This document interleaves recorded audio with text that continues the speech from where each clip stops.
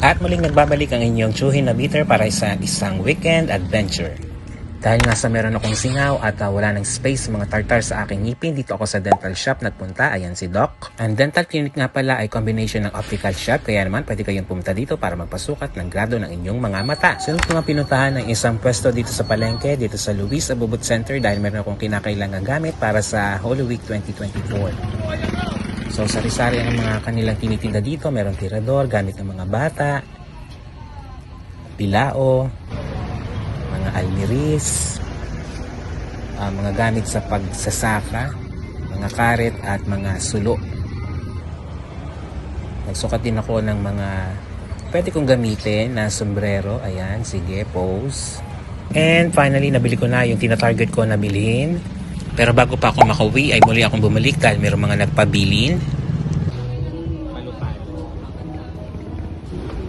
Isa nga sa mga bilin ay mula kay Ma'am Pia na malapit na mag-40. Bilhan ko daw siya ng palu-palo.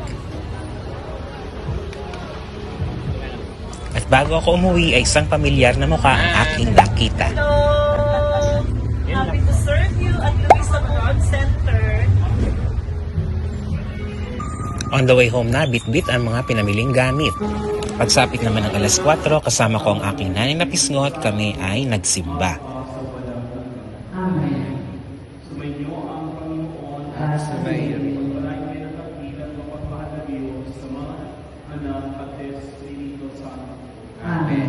Sa ating pagdiriwang, humayong kahit taglay ang kapayapaan ni Kristo.